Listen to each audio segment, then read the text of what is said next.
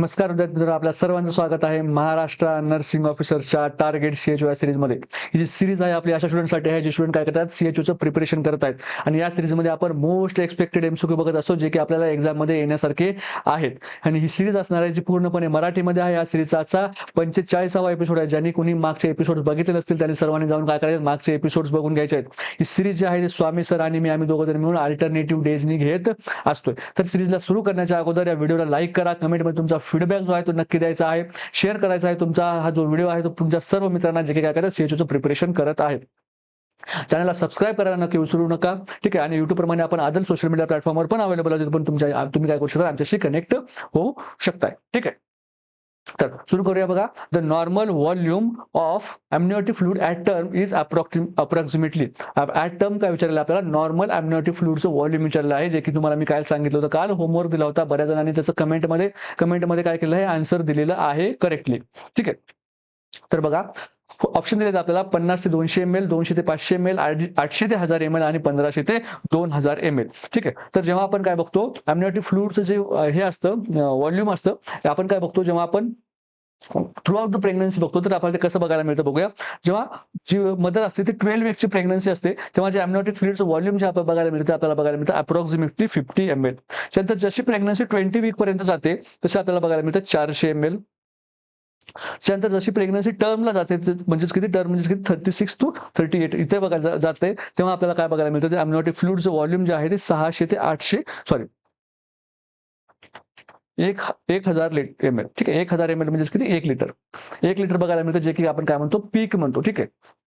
त्यानंतर जशी प्रेग्नन्सी जी आहे तिथून पुढे प्रोग्रेस होते, तेव्हा आपल्याला ऍट टर्म जे आहे ते किती बघायला मिळतं, ऍट टर्म आपण किती बघायला मिळतं आपल्याला, 600 ते 800 ml बघायला मिळतं. म्हणजे 36 ते 38 वीकला काय होते, पीकला जातं, पण तिथून पुढे काय होतं, ते कमी कमी व्हायला लागतं एमनिओटिक फ्लुइड. ठीक आहे. त्याच्यानंतर मग जेव्हा आपण काय होते, प्रेग्नन्सी जेव्हा आपण काय होते, पोस्ट डेटेड म्हणतो, 43 वीक्सची जेव्हा प्रेग्नन्सी होते तेव्हा आपल्याला काय बघायला मिळतं, 200 ml बघायला मिळतं. म्हणजे काय होतं, ते नंतर कमी कमी व्हायला लागतं. 12 वीकला 50 ml, 200 वीक जेव्हा असतं तेव्हा 400 ml, 36 ते 38 वीकला किती, 1 लिटर. त्यानंतर टर्मला किती, 600 ते 800 ml आणि 43 वीकला किती, 200 ml. ठीक आहे. एमनिओटिक फ्लुइड जे आहे ते बनवण्याचे स्टार्ट कोण करतं, तर मदर कडून काय होतं, एमनिओटिक फ्लुइड बनण्याची स्टार्टिंग होते. हा एमसीक्यूचा पॉईंट आहे. ठीक आहे. मदर पासून काय होते, स्टार्ट होते, पण त्याचं मेंटेन कोण करतं, तर फिटस करतं. मेंटेन कोण करतं, फिटस करतं. मोस्ट ऑफ द जर कंपोजिशन बघायला गेलं तर कुणाकडून येतं, फिटस कडून येत असतं. ठीक आहे. त्यानंतर ऑलिगोहायड्रोमिनस कधी होतो, पॉलीहायड्रोमिनस कधी होतो, हे आपण जे आहे ते आपल्याला बघायला लागते. ठीक आहे. तर ऑलिगो कधी म्हणतो बघा आपण, जर एखाद्या ऑलिगो जो आहे, एखाद्या मदरची जे आहे त्याच्यामध्ये जे एमनिओटिक फ्लुइड जे आहे ते लेस दॅन 200 ml जर असेल, लेस दॅन 200 ml असेल, तर आपण काय म्हणतो, ऑलिगोहायड्रोमिनस असं आपण म्हणतो. किंवा किंवा त्याचं जर डीपेस्ट व्हर्टिकल पॉकेट जो आहे तो जर 2 सेंटीमीटर पेक्षा काय असेल, कमी असेल, तर त्याला आपण काय म्हणतो, ऑलिगोहायड्रोमिनस म्हणतो. किंवा त्याचा जो एमनिओटिक फ्लुइड इंडेक्स जो आहे तो किती, 5 सेंटीमीटर पेक्षा जर कमी असेल, तर त्याला आपण काय म्हणतो, ऑलिगोहायड्रोमिनस असं आपण म्हणतो. ठीक आहे. आणि पॉलीहायड्रोमिनस मध्ये आपण कधी कधी म्हणतो, जर एखादी मदर असेल, तिचं एमनिओटिक फ्लुइड जे आहे ते 2000 ml पेक्षा जास्त असेल, किती, 2000 ml पेक्षा जर जास्त असेल, तर आपण त्याला काय म्हणतो, पॉलीहायड्रोमिनस म्हणतो. किंवा त्याचा जो डीपेस्ट व्हर्टिकल पॉकेट जो आहे तो 8 सेंटीमीटर पेक्षा जर जास्त असेल, तर त्याला आपण काय म्हणतो, पॉलीहायड्रोमिनस म्हणतो. किंवा त्याचा जो एमनिओटिक फ्लुइड इंडेक्स जो आहे तो जर 24 सेंटीमीटर पेक्षा जास्त असेल, तर त्याला आपण काय म्हणतो, पॉलीहायड्रोमिनस असं आपण त्याला म्हणतो. ठीक आहे. काय काय म्हटलं, बघितलं आपण, ऑलिगोहायड्रोमिनस बघितलं, पॉलीहायड्रोमिनस बघितलं. ऑलिगोहायड्रोमिनस आपण कधी म्हणतो, जर तिचा जे एमनिओटिक फ्लुइडचं व्हॉल्यूम आहे ते जर 200 ml पेक्षा कमी असेल, तर आपण ऑलिगोहायड्रोमिनस म्हणतो. किंवा त्याचा डीव्हीपी जर आहे 2 सेंटीमीटर पेक्षा कमी असेल, किंवा त्याचा एएफआय जो असेल तर किती, 5 सेंटीमीटर असेल, तर त्याला 5 सेंटीमीटर किंवा त्यापेक्षा कमी असेल, तर आपण काय म्हणतो, ऑलिगोहायड्रोमिनस म्हणतो. पॉलीहायड्रोमिनस आपण कधी म्हणतो, जर 2000 ml पेक्षा जास्त असेल, डीव्हीपी 8 सेंटीमीटर पेक्षा जास्त असेल, एएफआय 24 सेंटीमीटर पेक्षा जास्त असेल, तर आपण काय म्हणतो, पॉलीहायड्रोमिनस असं आपण म्हणतो. ठीक आहे. त्यानंतर आपण अनहायड्रोमिनस कशी म्हणतो, अनहायड्रोमिनस म्हणजेच काय, अनहायड्रोमिनस म्हणजे काय, ॲब्सेन्स. ठीक आहे. जर कधीही जर आपल्याला काय बघितलं, तर एखाद्या पेशंटचा डीव्हीपी जर आपण नॉन मेजरेबल किंवा ॲब्सेंट बघायला मिळाला, ठीक आहे, जो काय आहे मेजरेबल नाहीये, तर आपण काय म्हणतो, अनहायड्रोमिनस असं आपण म्हणतो. ठीक आहे. तर आपण काय बघितलं, ऑलिगोहायड्रोमिनस, अनहायड्रोमिनस आणि पॉलीहायड्रोमिनस, ह्या सगळ्या कंडिशन्स आपण बघितल्या. याच्यामध्ये तुम्हाला डायरेक्ट जे आहे ते एमसीक्यू डायरेक्ट जशाला तसे येऊ शकतात. इथे अजून एक कन्सेप्ट आहे, ती म्हणजे एएफआय जर 5 ते 8 सेंटीमीटर मध्ये असेल, एएफआय जर 5 ते 8 सेंटीमीटरच्या मध्ये असेल, तर त्याला आपण काय म्हणतो, बॉर्डर लाईन ऑलिगोहायड्रॅमनस असं आपण म्हणतो. ठीक आहे, बॉर्डर लाईन ऑलिगोहायड्रॅमनस असं आपण म्हणतो. ऑलिगोहायड्रॅमनस, पॉलिहायड्रॅमनस आणि अनहायड्रॅमनस. याचा आन्सर काय असणार आहे बघा, the normal value of amniotic fluid at टर्मचं विचारलं आपल्याला किती असतं, ते 600 ते 800 असतं. ठीक आहे, 600 ते 800 असतं. मग ऑप्शन आपला जो काय नाही सी जे आहेत आपल्याला मोस्ट करेक्ट आन्सर याच्यामध्ये असणार आहे. नेक्स्ट क्वेश्चन बघूया.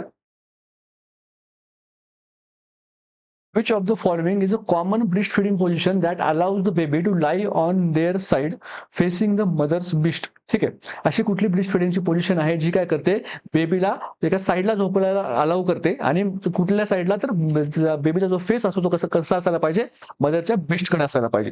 तर बघा, फर्स्ट ऑप्शन म्हणतोय cradle hold, football hold, side line position आणि क्रॉस क्रेडल होल्ड. ठीक आहे, त्यासाठी मी तुम्हाला काय करतो, त्या सर्व पोझिशन जे आहे ते इमेज दाखवतो, तोपर्यंत तुम्हाला काय येणार नाही, ते समजणार नाही. तर बघा, ही काय आहे, क्रॅडल पोझिशन आहे. क्रॅडल पोझिशन मध्ये बघा, तर बेबीला कसं पकडलेलं आहे, पाळण्यामध्ये जसं बेबीला आपण पकडतो तसं दोन्ही हाताने काय केलं आहे, सपोर्ट दिलेला आहे पूर्ण बॉडीला. त्यानंतर बघा, क्रॉस क्रॅडल. क्रॉस क्रॅडल मध्ये काय केलं, या फक्त या हाताने जे तिच्या नेक पासून ते पूर्ण बॉडीपर्यंत असा सपोर्ट देत आलेला आहे. फुटबॉल पोझिशन मध्ये काय केलेलं आहे बघा, या साईडच्याच ब्रिस्टला काय करत आहे, बेबी काय करत आहे, ब्रिस्ट फीड करत आहे, आणि या साईडचा जो पेशंटची जी या साईडची जी ॲक्झिलाच्या रिजन मध्ये आहे, तो बेबीची काय आहे, पूर्ण बॉडी आहे. त्यानंतर बघा, ही लेड बॅक पोझिशन आहे, जेव्हा मदर काय होते, LSS मध्ये वगैरे असते, जेव्हा मदर काय करू शकत नाही, फुल ऍक्टिव्हिटी करू शकत नाही, व्यवस्थित जी आहे ती उठून बसू शकत नाही, त्यावेळेस आपण ही जी आहे ती पोझिशन कामाला घेत असतो. फुटबॉल पोझिशन ही जी आहे ती ट्विन मध्ये खूप युजफुल असते. साईड लाईन ज्या पोझिशन मध्ये बघा, जे आपल्याला क्वेश्चन मध्ये विचारलं आहे, याच्यामध्ये बेबी आणि मदर हे काय केलं, साईड लाईन अशा पोझिशन मध्ये झोपलेले आहे, आणि बेबी काय करत आहे, ब्रेस्ट फीड करत आहे. तर ब्रेस्ट फीड करताना कुठल्या ज्या गोष्टी आहेत त्या आपण इन्शुअर केल्या पाहिजेत. एक तर त्या बेबीची जी आहे ती लॅचिंग व्यवस्थित झाली पाहिजे. ठीक आहे, लॅचिंग जी आहे ती व्यवस्थित झाली पाहिजे. अप्रोप्रिएट मदर आणि बेबी दोघांची पण पोझिशन काय असली पाहिजे, पोझिशन कसली असली पाहिजे, अप्रोप्रिएट असली पाहिजे, कम्फर्टेबल असली पाहिजे. ठीक आहे, अप्रोप्रिएट असली पाहिजे आणि कम्फर्टेबल असली पाहिजे.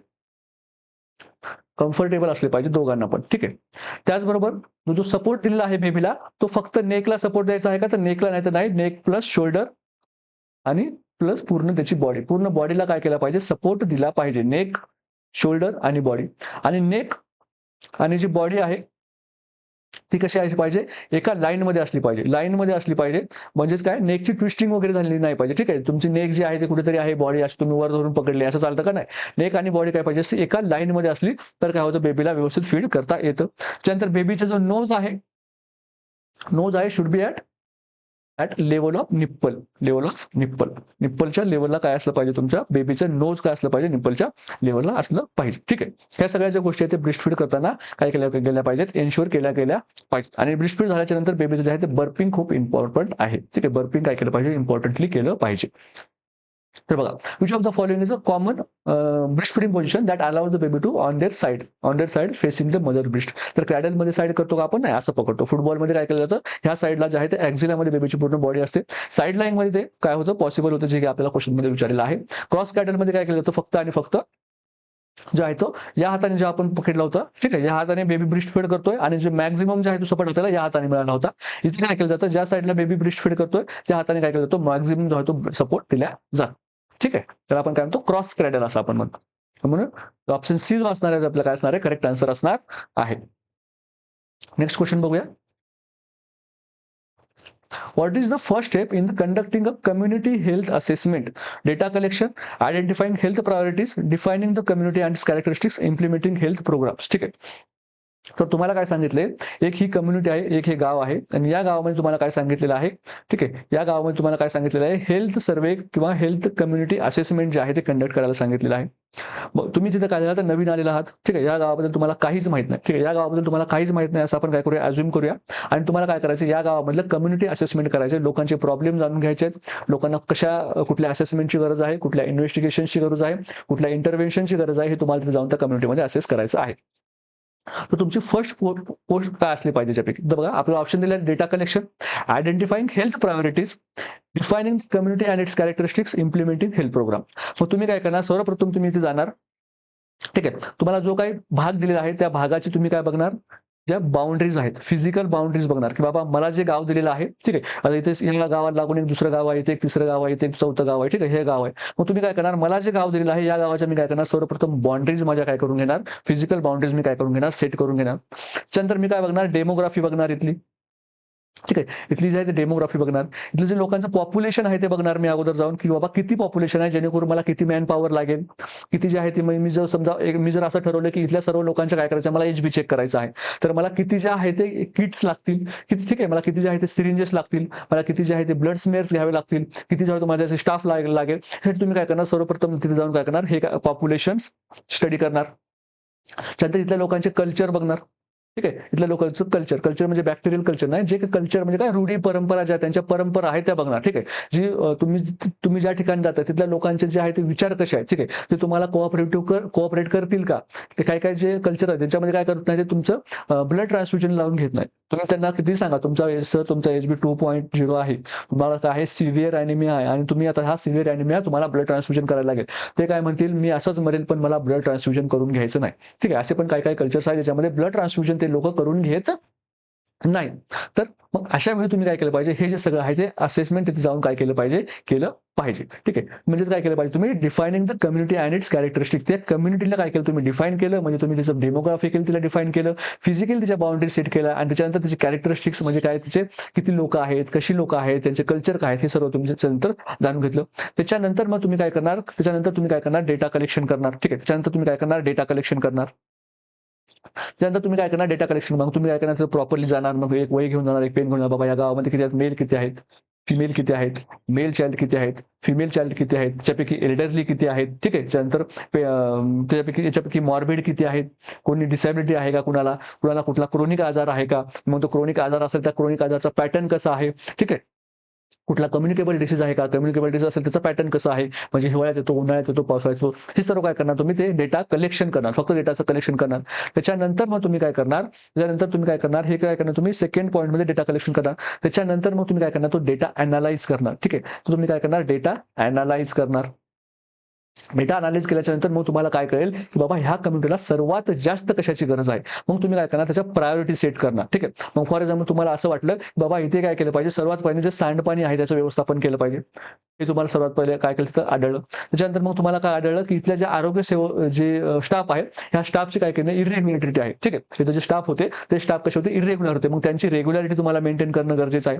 त्यानंतर ह्या कुठल्या ज्या इन्व्हेस्टिगेशन्स आहेत ते करणं काय इथं गरजेचं आहे. मग तुम्ही काय करणार ह्याची अशी प्रायोरिटी सेट करणार. ठीक आहे. आणि मग हे प्रायोरिटी सेट केल्याच्या नंतर मग तुम्ही काय करणार एखादा प्रोग्राम जो आहे ते काय करणार तिथे इम्प्लिमेंट करणार. जोपर्यंत तुम्ही ह्या प्रायोरिटी सेट करणार नाही तोपर्यंत तुम्ही तो प्रोग्राम इम्प्लिमेंट करू शकता का, तर नाही. मग सर्वात प्रथम तुम्ही अगोदर काय करणार डिफाइनिंग कम्युनिटी आणि इट्स कॅरेक्टरिस्टिक्स हे तुमचं पहिलं काम असेल. डेटा कलेक्शन तुमचं दुसरं काम असेल. डेटा अनालाइज करणं, त्याचं आयडेंटिफाय करणं, प्रायोरिटीज आयडेंटिफाय करणं हे तुमचं तिसरं काम असेल आणि इम्प्लिमेंट करणं हे तुमचं काय असेल चौथं काम असेल. म्हणून ऑप्शन सी जो आहे आपला काय असेल करेक्ट आन्सर असेल. प्रायोरिटी काय असणार आपली defining the community and its characteristics. मग तुम्ही त्या कम्युनिटीला कसं डिफाईन करणार, तुम्ही फिजिकल बाउंड्रीज बघणार, डेमोग्राफी बघणार, पॉप्युलेशन बघणार, तिथल्या लोकांचे कल्चर बघणार. ठीक आहे. हे जे सगळं तुम्ही बघणार फर्स्ट स्टेपमध्ये. त्याच्यानंतर मग तुम्ही काय करणार डेटा कलेक्शन करणार, डेटा अनालाइज करणार आणि मग नंतर काय करणार तुमचा प्रोग्राम जो आहे तो इम्प्लिमेंट करणार. ठीक आहे. नेक्स्ट क्वेश्चन बघूया. Which Gland controls the functions of other endocrine Gland. अशी ग्लँड विचारलेली आपल्याला जी काय करते दुसऱ्या एंडोक्राइन ग्लँडची फंक्शन काय करते कंट्रोल करते. खालीलपैकी अशी कुठली ग्लँड आहे. बघा फर्स्ट ऑप्शन दिला आपल्याला thyroid gland, pineal gland, adrenal gland आणि pituitary gland. Thyroid gland, pineal gland, adrenal gland आणि पिट्युटरी ग्लँड. यापैकी अशी कुठली ग्लँड आहे जी काय करते ह्या बाकीच्यांना काय करते कंट्रोल करते असं आपल्याला विचारलेलं आहे. तर बघा पिट्युटरी ग्लँड जी आहे तिला आपण काय म्हणतो मास्टर ग्लँड म्हणतो. मास्टर ग्लँड का म्हणतो कारण ही काय करते सर्व एंडोक्राइन ग्लँडला काय करत असते कंट्रोल करत असते. त्यानंतर हा ऑप्शन काय म्हणतो बघा ॲड्रिनल ग्लँड जी आहे तुमची जी किडनी आहे. ठीक आहे. ही किडनी आहे. ह्या किडनीच्या वर जी ग्लँड असते आपण काय म्हणतो ॲड्रिनल ग्लँड म्हणतो. ही जी आहे ती स्टेरॉइडच्या सिक्रेशनमध्ये हेल्प करत असते. ठीक आहे. याच्यामध्ये आपण जास्त डिटेलमध्ये जायला नको. पिनियल ग्लँड ठीक आहे ही तुमची काय करते तुमची जी बायोलॉजिकल स्लीप वेल सायकल आहे याला काय करते मेंटेन करण्याचं काम करते. थायरॉइड ग्लँड जी आहे तुमच्या कुठे असते इथे असते. थायरॉइड ग्लँड जी काय करते तुमचं मेटाबॉलिझम मध्ये याच्यामध्ये तिचा काय आहे रोल आहे. ठीक आहे. पण ह्या ज्या तीन ग्लँड आहेत ह्या दुसऱ्या ग्लँडला कंट्रोल करतात का, बिलकुल दुसऱ्या ग्लँडला कुठल्याही ग्लँडला ह्या कंट्रोल करत नाही. पण पिट्युटरी ग्लँड जी अशी ग्लँड आहे ती काय करते दुसऱ्या ग्लँडला कंट्रोल करते म्हणून हिला आपण काय म्हणतो मास्टर ग्लँड म्हणतो. तर बघा पिट्युटरी ग्लँड मध्ये आपल्याला अजून काय विचारू शकतात. पिट्युटरी ग्लँड बद्दल आपल्याला क्वेश्चन मध्ये काय काय विचारू शकतात. तर एक तर याची पोझिशन विचारू शकतात जी कुठे आहे सेला टर्सिका मध्ये आहे. सेला टर्सिकामध्ये आहे, ठीक आहे. आणि काय आहे, एक स्टॉक आहे, त्याला आपण काय म्हणतो, पिट्युटरी स्टॉक असं आपण म्हणतो, पिट्युटरी स्टॉक असं आपण म्हणतो, ज्याच्यामुळे काय आहे, हे फॉर एक्झाम्पल हे काय हायपोथॅलॅमस आहे, आणि या हायपोथॅलॅमसला ही काय आहे, ग्लँड अशा प्रकारे अटॅच आहे, ठीक आहे. आणि हा जो स्टॉक आहे याला आपण काय म्हणतो, या स्टॉकला आपण काय म्हणतो, इन्फंडिबुलम म्हणतो, ठीक आहे. काय म्हणतो, इन्फंडिबुलम म्हणतो, इन्फंडिबुलम, किंवा त्याला आपण म्हणतो पिट्युटरी स्टॉक म्हणतो. या स्टॉकच्या द्वारे काय आहे, तुमची ह्या अशा ज्या दोन आहेत त्या पिट्युटरी ग्लँड अशा अटॅच आहेत. ग्लँड एकच आहे पण त्याची दोन पार्ट आहेत. या ग्लँड या पार्टला काय म्हणतो आपण, अँटेरियर पार्ट म्हणतो, ठीक आहे. आणि या पार्टला काय आपण म्हणतो, पोस्टेरियर पार्ट म्हणतो. अँटेरियर ग्लँड जे आहे ते कुठले हार्मोन सिक्रेट करते, तुमचं ग्रोथ हार्मोन सिक्रेट करते, त्यानंतर तुमचं LH सिक्रेट करते, FSH सिक्रेट करते, ACTH सिक्रेट करते, ठीक आहे. त्याचबरोबर काय करते, तुमचं प्रोलॅक्टिन सिक्रेट करते, TSH सिक्रेट करते, ठीक आहे. Growth hormone, luteinizing hormone, follicle stimulating hormone, adrenocorticotropic hormone, prolactin, thyroid stimulating hormone, ह्यासारखे काय करते, हार्मोन सिक्रेट करते. आणि मग हे हार्मोन जाऊन करतात तुमच्या बॉडीमध्ये दुसऱ्या हार्मोन्सला काय करतात, स्टिम्युलेट करतात. दुसऱ्या ग्लँड्स आहेत त्या ग्लँडला काय करतात, स्टिम्युलेट करतात. म्हणून हे काय करतात, कंट्रोल केलं जातं. तर हा जो तुमचा पोस्टेरियर पार्ट आहे, हा पोस्टेरियर पार्ट आहे, कुठलेही हार्मोन काय करत नाही, सिक्रेट करत नाही. हा काय करतो, फक्त हार्मोन रिलीज करतो. तसं सिक्रेट आणि रिलीज मध्ये काय फरक आहे, तर अँटेरियर मध्ये काय होतं, हार्मोन बनल्या जातात आणि नंतर हार्मोन सिक्रेट केल्या जातात. पोस्टेरियर पार्ट मध्ये काय होतं, हायपोथॅलॅमसचे ऑलरेडी बनलेले हार्मोन काय करतात, पोस्टेरियर मध्ये काय करतात, थोड्या वेळासाठी स्टोअर केले जातात. स्टोअर करून काय केले जातात, नंतर रिलीज केल्या जातात. तर पोस्टेरियरमध्ये असे कुठले हार्मोन बनतात, एक आहे तुमचा ADH आणि दुसरा आहे तुमचा ऑक्सिटोसिन. ऑक्सिटोसिन हे दोन हार्मोन जे आहेत तुमच्या पोस्टेरियर पिट्युटरी मधून रिलीज केल्या जातात, ठीक आहे.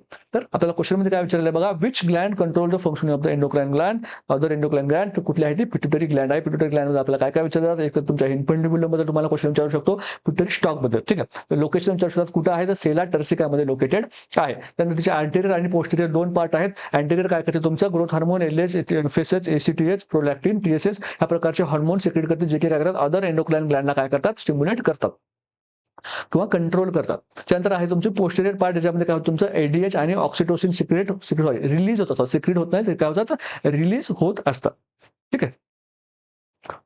नेक्स्ट क्वेश्चन बघूया. नेक्स्ट क्वेश्चन सुरू करण्याच्या अगोदर ही जी आपली त्रिशूला सिरीज आहे त्याच्यामध्ये काय बघत असतो आपण, MCQ बघत असतो संध्याकाळी 7 वाजता. ब्रह्मास्त्र सिरीजमध्ये आपण MCQ प्लस थेरी बघत असतो संध्याकाळी 7 वाजता. अल्टरनेटिव्ह डेज असतात त्रिशूला आणि ब्रह्मास्त्र सिरीज. त्यानंतर तुमची हा जो आहे तुमचा महाराष्ट्र CHOचा 2023 जो पेपर झाला होता, त्या पेपरचं फुल अनालिसिस नागेस्वामी सरांनी केलेलं आहे, हे पण तुम्ही जाऊन बघू शकता, आपल्या चॅनलवर आहेत, ठीक आहे. चला नेक्स्ट क्वेश्चन बघूया. The safest position for a lady with cord prolapse in a labour is. ठीक आहे, एक मदर आहे, तिला काय झालंय, कॉर्ड प्रोलॅप्स झालेला आहे आणि आपल्याला काय द्यायचे, पोझिशन द्यायचे. तर कुठली पोझिशन जी आहे त्याच्यामध्ये सेफेस्ट असेल आपल्याला विचारलेलं आहे. तर बघा, कॉर्ड प्रोलॅप्स होते म्हणजे काय होते, तुमची जी कॉर्ड आहे ती काय होते, फिटलचा जो प्रेझेंटिंग पार्ट आहे आणि जो मदरचा पेल्विक फ्लोर आहे या दोघांच्या मध्ये येते.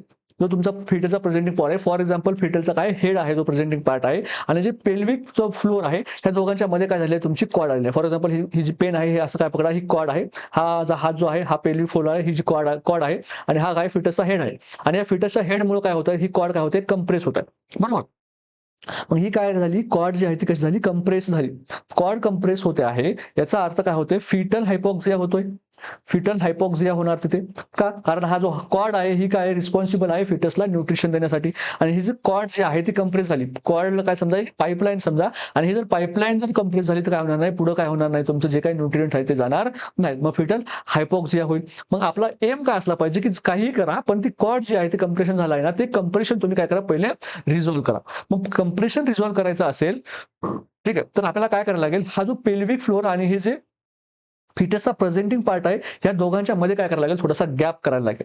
मग बघा, जर तुम्ही फाउलर्स पोझिशन दिली, म्हणजे तुम्ही मदरला ह्या प्रकारे जर पोझिशन दिली, ठीक आहे, ह्या प्रकारे जर पोझिशन दिली मदरला, तर जो फिटसचा प्रेझेंटिंग पार्ट आहे तो काय करेल, अजून जास्त काय करेल, त्याच्यावर त्या कॉर्डवर काय करेल, कंप्रेशन करून. ही देऊ शकतो का आपण, नाही. प्रोन पोझिशन तर आपण प्रेग्नन्सीमध्ये देऊ शकत नाही, कॉन्ट्रा इंडिकेटर आहे, पॉसिबलच नाही, ठीक आहे. मदरला, प्रेग्नंट मदरला आपण प्रोन असं उलट झोपायला सांगू शकतो का, तर नाही. सुपाईन पोझिशन पण देऊ शकत नाही. त्यामध्ये देऊ शकतो आपण कुठली position, tender number position. Tender number position मध्ये आपण काय करतो, जी मदर आहे तिला आपण काय करतो, तिचा जो हेड एंड आहे तो काय करतो, खाली करतो, आणि जो तिचे पायाचा एंड जो आहे तो काय करतो, आपण असा खालच्या वरच्या साईडने करतो. ठीक आहे, म्हणजे जो पेशंटचा जो लेगचा एंड जो आहे तो आपण काय करतो, इलिव्हेटेड करतो बेडचा. याच्यामुळे काय होईल, जो तुमचा प्रेझेंटिंग पार्ट इथे जो तुमचा फिटस होता, हा काय होईल, थोडासा मागे सरकेल. ठीक आहे, हा काय थोडासा मागे सरकेल. पेल्विक फ्लोर मागे सरकेल का नाही, तो तिथे जर राहणार आहे. फिटसचा जो प्रेझेंटिंग पार्ट आहे तो मागे आला, त्याच्यामुळे काय झालं, ह्या फिटसचा प्रेझेंटिंग पार्ट आणि जो तुमचा पेल्विक फ्लोर आहे, या दोघांच्या मध्ये काय झाला, गॅप झाला. ठीक आहे, त्या दोघांच्या मध्ये जर गॅप झाला आणि या दोघांच्या मध्ये काय झालं, तुमची कॉर्ड अडकलेली होती, आणि ह्या कॉर्ड मध्ये कंप्रेशन होतं, ते काय झालं, तर कंप्रेशन रिझॉल्व्ह झालं. कंप्रेशन काय होतं, इथे रिझॉल्व्ह होतं, आणि तुमचं कंप्रेशन रिझॉल्व्ह झाल्यामुळे काय होणार, तुमचा जो फिटल हायपॉक्सिया झाला होता, हा काय होणार आहे, ते रिझॉल्व्ह होणार आहे. म्हणून आपण जर कॉर्ड प्रोलॅप्स असेल तर आपण कुठली पोझिशन देऊ शकतो, 10 डॅलेनबर्ग पोझिशन देऊ शकतो. अजून कुठली पोझिशन आहे जी बेस्ट पोझिशन मानली जाते, ती म्हणजे knee chest position. Knee chest position हे पण आपण देऊ शकतो. ठीक आहे, कॉर्ड प्रोलॅप्स मध्ये एमसीक्यू पॉइंट. चला नेक्स्ट क्वेश्चन बघूया.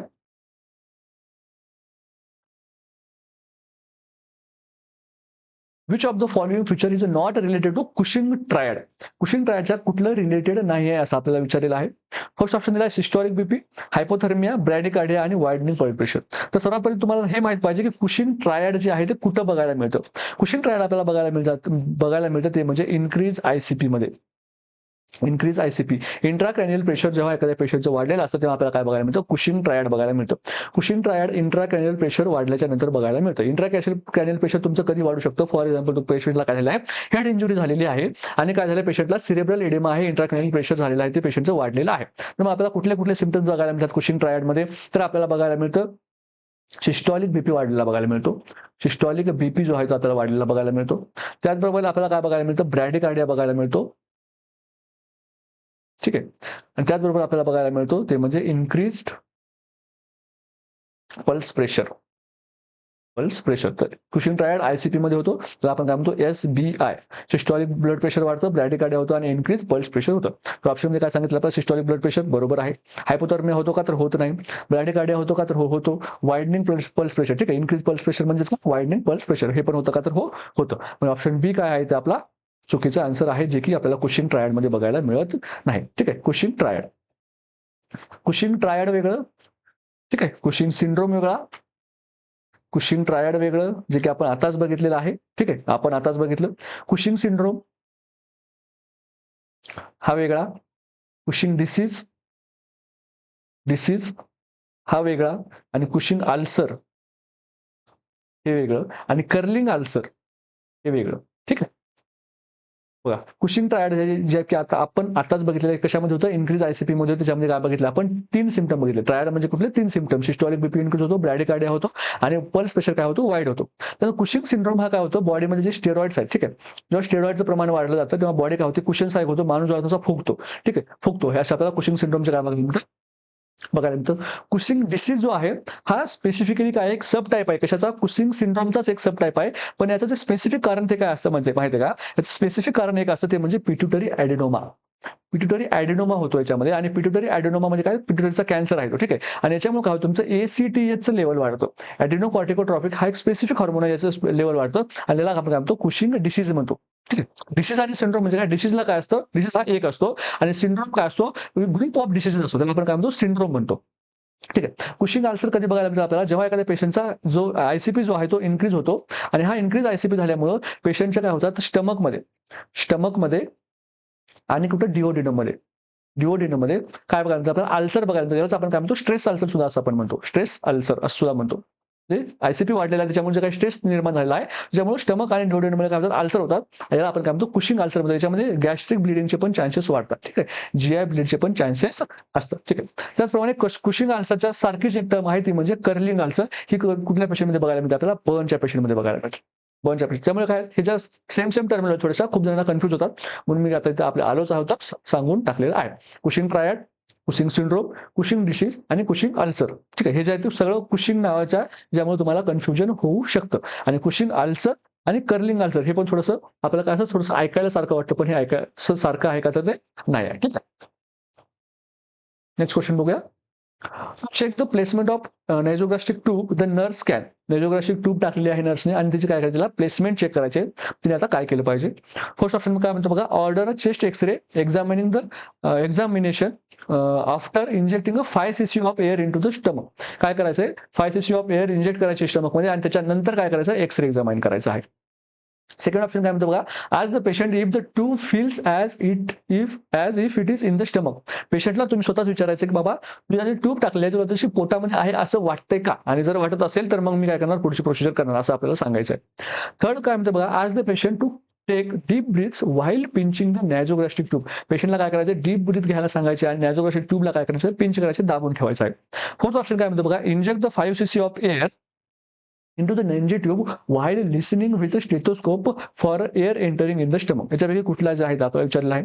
तर बघा फर्स्ट ऑप्शन मध्ये जे काय चेस्ट एक्सरे एक्झामिन करा इथपर्यंत बरोबर होतं, पण चेस्ट एक्सरे केल्याच्या नंतर 5 cc ऑफ एअर टाका हे काही गरजेचं नाही, म्हणजे ऑप्शन हा आपला काय नाही, बरोबर नाही. आज the patient if the tube is fills in the stomach. पेशंटला जर आपण विचारलं की बाबा तुझी ट्यूब आहे का, आणि हा काय झाला, आपला सब्जेक्टिव्ह डाटा झाला. ठीक आहे, पेशंट कधी कधी काय करू शकतो, आपला रॉंग डेटा पण देऊ शकतो की बाबा हो मला वाटते, पण ऍक्च्युअली ती ट्यूब जी आहे ती स्टमक मध्ये नसून लंग्स मध्ये पण असू शकते. पण पेशंटचा जो सब्जेक्टिव्ह डाटा आहे त्याच्यावर आपण बिलीव्ह करू शकतो का, आपण बिलीव्ह करू शकत नाही का, कारण जर तुम्ही तसं केलं आणि पेशंट जर म्हटलं की बाबा हो मला स्टमक मध्ये आहे, आणि जर ट्यूब जर कुठे असली लंग्स मध्ये असली आणि तुम्ही त्या पेशंटला जर फीड दिलं तर ते फीड कुठे जाणार, सगळं लंग्स मध्ये जाणार, पेशंटला काय होणार, ऍस्पिरेशन न्यूमोनिया होणार आणि पेशंटची काय होणार, डेथ होणार. आणि मग त्याच्यानंतर मग नंतर तुम्ही एक्सप्लेन करू शकता की मॅनेजमेंटला की बाबा पेशंट मला म्हटला होता की ट्यूब जी आहे ती कुठे आहे, ती लंग्स मध्ये आहे, सॉरी स्टमक मध्ये आहे, म्हणून मी फीड दिलं. आपण म्हणू शकतो का, नाही, हे तुमचं काम आहे की काय करणं, कन्फर्म करणं की ट्यूब जी आहे ती स्टमक मध्येच आहे की लंग्स मध्ये आहे. म्हणून ऑप्शन बी पण काय आहे, करेक्ट आन्सर नाही, हा काय सब्जेक्टिव्ह डाटा आहे, ऑब्जेक्टिव्ह डाटा नाही आहे. Ask the patient to take deep breath while pinching the naso. हे डीप ब्रीथ वगैरे आपण कधी सांगतो, जेव्हा आपण नेझोगॅस्ट्रिक ट्यूब इन्सर्ट करत असतो तेव्हा सांगतो. ठीक आहे, कन्फर्मेशनसाठी आपण करत नाही. फोर्थ ऑप्शन काय म्हणतो बघा, inject 5 cc of air into the nasogastric tube while listening with stethoscope for entering the stomach. म्हणजे आपण याच्यामध्ये काय करतो, एक गुशिंग साऊंड. ठीक आहे, एक गुशिंग साऊंड आपण ऐकण्यासाठी करत असतो. ठीक आहे, गुशिंग साऊंड आपण ऐकण्यासाठी काय करत असतो, 5 cc सिरिंज घ्यायची. ठीक आहे, तिथे नेझोगॅस्ट्रिक ट्यूबच्या काय करायची, एंडला लावायची. त्याच्यानंतर स्टेथोचा जो डायफ्रागम आहे तो काय करायचा, पेशंटच्या स्टमकवर ठेवायचा आणि काय करायचं, त्याची एअर काय करायची, इंजेक्ट करायची. ठीक आहे, एअर इंजेक्ट केल्यानंतर आपला काय एअरचा आवाज जो आहे आपल्याला ऐकायला मिळतो. ही जी आहे ती मेथड आपण यूज करू शकतो, त्यासाठी एनजी ट्यूबची प्लेसमेंट बरोबर आहे की नाही बघण्यासाठी. पण तुम्हाला क्वेश्चन मध्ये जर तुम्हाला एक्सरे दिला असेल, ठीक आहे, चेस्ट एक्सरे केल्याच्या नंतर जर तुम्हाला विचारलं असेल तर करू शकतो का, तर हो. प्रायोरिटी जी आहे ती आपली काय असली पाहिजे, चेस्ट एक्सरे पाहिजे. मोस्ट कन्फर्मेटिव्ह जर तुम्हाला मेथड विचारली कुठली आहे, तर ती कुठली आहे, चेस्ट एक्सरे आहे. मोस्ट कन्फर्मेटिव्ह गोल्ड स्टँडर्ड टेस्ट जर विचारली तर कुठली आहे, एक्सरे आहे. त्याच्यानंतर मग येतं पीएच ऑफ ऍस्पायरेट. जे तुम्ही काय करू शकता, त्याची नेंजी ट्यूब आहे तिला काय करू शकता, ऍस्पिरेट करू शकता. ऍस्पिरेट केल्याच्या नंतर काय करायचं, पीएच चेक करा आणि त्याचं पीएच जर आहे ते 5 पेक्षा जर कमी येत असेल, इक्वल किंवा 5 पेक्षा जर कमी येत असेल पीएच, तर आपण काय म्हणू शकतो, जो कंटेंट आहे तो कसा आहे, ॲब्डॉमिनल कंटेंट आहे. याचा अर्थ काय, तुमची जी ट्यूब आहे ती कशी आहे, ॲब्डॉमिन मध्ये आहे. ठीक आहे, त्यानंतर पीएच ऑफ ऍस्पिरेट बघल्याच्या नंतर तुम्ही काय बघू शकता, एक्झामिनेशन ऑफ, म्हणजे काय, सॉरी, जो तुमचं जे ऍस्पिरेट आलं होतं, ठीक आहे, जे काय ऍस्पिरेट आलं होतं त्याचा जो आहे तो तुम्ही काय बघू शकता, कलर बघू शकताय, थिकनेस बघू शकताय. ठीक आहे, कलर आणि थिकनेस याच्यावरून पण तुम्ही काय करू शकता, असेस करू शकता. ठीक आहे, जर कलर आणि थिकनेस जर तुम्हाला वाटला की काय तो ॲब्डॉमिनल कंटेंट आहे, त्याच्यावरून आपण ठरवू शकतो बाबा तो ॲब्डॉमिनल कंटेंट आहे का लंग्स मधून आणला म्युकस वगैरे आहे. ठीक आहे, हे पण आपण यूज करू शकतो. त्याच्यानंतर येतं मग तुमचं कुठलं, ऑस्कल्टेट वालं. ठीक आहे, जे आपण आता केलं होतं, सिरिंजनी काय केली आपण, 5 cc एअर जी काय केली आपण इंजेक्ट केली, हे काय तर नंतर येतं. तर प्रायोरिटी फर्स्ट कुणाला द्यायची, एक्सरेला द्यायची, सेकंड कुणाला द्यायची, पीएचला द्यायची, आणि जी लास्ट प्रायोरिटी जी आपण कुणाला द्यायची, हा जो गुशिंग साऊंड जो आपण ऐकला ह्याच्यामध्ये आपण लास्ट प्रायोरिटी देत असतो. ठीक आहे, तर एनजी ट्यूब मध्ये आपण अजून कुठले क्वेश्चन विचारू शकता, तर एनजी फिडिंग बद्दल आपल्याला क्वेश्चन विचारू शकतात. त्याचबरोबर आपल्याला विचारू शकतात, जर ती ट्यूब जी आहे ती प्लेसमेंट व्यवस्थित नसेल आणि जर आपण फिडिंग दिली तर पेशंटला काय होऊ शकतं, ऍस्पिरेशन न्यूमोनिया होऊ शकतो. हा पण क्वेश्चन विचारू शकतात. ऍस्पिरेशन न्यूमोनिया होऊ शकतो आणि पेशंटची काय होऊ शकते, डेथ होऊ शकते. त्याचबरोबर पेशंटला फीड देताना आपण पेशंटला फाउलर किंवा हाय फाउलर पोझिशन दिली पाहिजे. फाउलर किंवा हाय फाउलर जी आहे ती पोझिशन दिली पाहिजे. पेशंटला 30 ते 60 मिनिट काय केलं पाहिजे, आपण अपराईट पोझिशन दिली पाहिजे आफ्टर फिडिंग. ठीक आहे, आफ्टर फिडिंग, जेणेकरून काय होणार नाही, ऍस्पिरेशन होणार नाही. ठीक आहे, त्यानंतर फिडिंग देण्याच्या अगोदर रेसिड्युअल व्हॉल्यूम चेक केला पाहिजे. रेसिड्युअल काय केला पाहिजे, व्हॉल्यूम चेक केला पाहिजे. आणि तो व्हॉल्यूम जर मोर दॅन 200 ml असेल, 200 ml असेल तर आपण काय करायचं आहे, ती फीड काय करायची आहे, होल्ड करायची. फीड होल्ड करायची आहे, डॉक्टर साहेबांना इन्फॉर्म करायचं आहे. डॉक्टर साहेबांना काय करायचं आहे, इन्फॉर्म करायचं आहे की फीड जी आपण अगोदर दिली होती, काल दिली होती 200 ml जशीच्या तशी आहे. नेक्स्ट फीड जी आहे ती मी होल्ड केलेली आहे, द्यायची आहे की नाही द्यायची आहे. मग डॉक्टर साहेब येतील आणि नंतर काय करतील, ज्या ऑर्डर जे आहेत ते काय करतील, रिवाइज करतील. ठीक आहे. आता जे तुम्ही हे ऍस्पिरेट केलं होतं, ठीक आहे, जे बघण्यासाठी रेसिड्युअल व्हॉल्यूम 200 ml, मग ह्या 200 ml चं काय करायचं, हे 200 ml तुम्ही काय केलंय, सिरिंजमध्ये काढून ठेवलेलं आहे. ठीक आहे. तुम्ही काय केलंय, सिरिंज लावलेली आहे, 200 ml तुम्ही ऍस्पिरेट करून बघितले, बाबा 200 ml आहे. मग आता ह्या जे 200 ml तुम्ही जे बाहेर काढलं, याचं काय करायचं, तर हे जे 200 ml तुम्ही बाहेर काढलं, हे काय करायचं, रिटर्न टाकून द्यायचं. रिटर्न काय करायचं, फेकून द्यायचं नाही, पेशंटच्या स्टमकमध्ये काय करायचं, रिटर्न टाकायचं. का? कारण जर तुम्ही हे फेकून द्याल तर पेशंटमध्ये तुम्हाला काय बघायला मिळतील, सिव्हिअर इलेक्ट्रोलाइट इम्बॅलन्स बघायला मिळेल. पेशंटचं तुम्ही सगळं जे इलेक्ट्रोलाइट होतं तुम्ही सगळं काय केलं आहे, बाहेर काढलेलं आहे आणि पेशंटमध्ये सिव्हिअर इलेक्ट्रोलाइट इम्बॅलन्स होऊ शकतं. म्हणून ते काय करायचं, रिइन्सर्ट करायचं. ठीक आहे. तर NG2 बद्दल आपल्याला एवढे जे आहे ते क्वेश्चन विचारू शकतात. काय काय विचारू शकतात, फीड देताना फाउलर किंवा हाय पॉवर पोझिशन द्यायची. फीड दिल्यानंतर 30 ते 60 मिनिटांपर्यंत पेशंटला काय सांगायचं, अपराईट त्याच पोझिशनमध्ये राहा बाबा, जेणेकरून तू जर झोपला सुपाईन पोझिशनमध्ये गेला, जे काय ते मी आतापर्यंत फीड केलं होतं ते सगळं बाहेर येईल. त्यानंतर जे रेसिड्युअल व्हॉल्यूम आहे ते फीड देण्याच्या अगोदर चेक करायचं. जर 200 ml पेक्षा जास्त असेल तर काय करायचं, होल्ड करायचं आणि इन्फॉर्म करायचं. त्यानंतर मग डॉक्टर ठरवतील द्यायची किंवा नाही द्यायची. आणि जे तुम्ही 200 ml बाहेर काढलं होतं काय करायचं, रिइन्सर्ट करायचं आहे. ठीक आहे. तर या क्वेश्चनचा आन्सर काय असणार, आपलं डी असणार आहे, कारण ABC हे काय सगळे रॉंग आन्सर आहेत. ठीक आहे. याच्यामध्ये जर एक्सरे इथपर्यंत ठीक होतं, पण हे जे 5cc ऑफ हे जे आहे याची काही गरज नाही एक्सरे करण्यासाठी. ठीक आहे. म्हणून ए ऑप्शन त्याच्यामध्ये आपला आलेला नाही आहे. ए ऑप्शन का नाही आला, तर हे जे 5cc वाला हा जो फंडा होता याची काही गरज नव्हती. In fetal circulation maximum oxygen saturation is seen in. ठीक आहे. तर फिटल सर्क्युलेशन मध्ये मी तुम्हाला सांगितलं, फॉर एक्झाम्पल आता बघा, हे काय आहे तुमचं प्लासेंटा आहे आणि हे काय आहे, फिटस आहे. हे फिटस आहे. ठीक आहे. तर प्लासेंटा पासून फिटस पर्यंत काय जात असते, एक अम्बिलिकल वेन जात असते, एक अम्बिलिकल वेन जात असते. आणि फिटस पासून जे डिऑक्सिजनेटेड ब्लड आहे ती घेऊन काय येतात, 2 अम्बिलिकल आर्टरीज येतात. ठीक आहे. दोन काय असतात, अम्बिलिकल आर्टरीज असतात, ते काय करतात, डिऑक्सिजनेटेड ब्लड घेऊन येतात. कुठलं, डिऑक्सिजनेटेड. इथं कुठलं असतं, तुमचं ऑक्सिजनेटेड ब्लड असतं. ठीक आहे. मग ही जी तुमची वेन आहे ती कुठे जाते, जी फिटसमध्ये जाते. ठीक आहे. फिटसमध्ये गेल्याच्या नंतर फिटसच्या ठीक आहे पोर्टल वेनमध्ये जात असते. पोर्टल वेनमधून मग पुढे ते काय होते, सप्लाय होत असते पूर्ण फिटसच्या बॉडीमध्ये. तर फिटसचे मॅक्झिमम अमाऊंट ऑफ जे सॅच्युरेशन आहे ते कुठे असणार आहे ते आपल्याला विचारलेलं आहे बघा. SVC म्हणजे काय, सुपेरियर वेना कावा, जो फिटसचा सुपेरियर वेना कावा तिथे असेल का, inferior vena cava, ascending outta की राईट वेंट्रिकल. तुमची जी अंबलिकल वेन आहे ती कुठे जाते, अटॅच होते IVC ला, इन्फिरियर वेना कॅव्हला अटॅच होत असते. ठीक आहे. आणि जेव्हा ते इन्फिरियर वेना केवळ अटॅच होते तेव्हा हे जे तुमचं अंबलिकल वेन आहे, तुम्हाला SpO2 जर तिथला जर तुम्ही सॅच्युरेशन बघितला, इथलं जर सॅच्युरेशन बघितलं कुठलं अंबलिकल वेनचं, तर ते किती असतं, 80% असतं.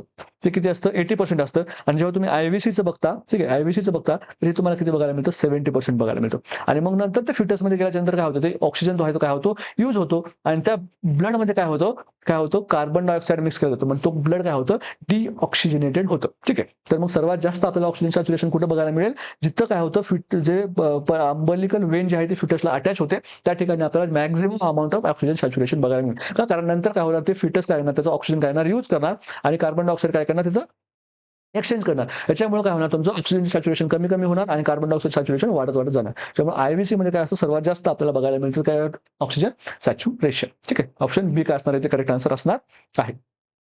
नेक्स्ट क्वेश्चन बघूया. The measure of central tendency that represent the score most occurring in a distribution of scores is called. ठीक आहे. आपल्याला काय दिलं, सेंट्रल टेंडन्सी मोजायची आहे. सेंट्रल टेंडन्सी आपण कशी मोजतो, सेंट्रल टेंडन्सी कशामधला टॉपिक आहे, हा रिसर्च अँड स्टॅटिस्टिक्स मधला आहे. सेंट्रल टेंडन्सी आपल्याला मोजायची आहे.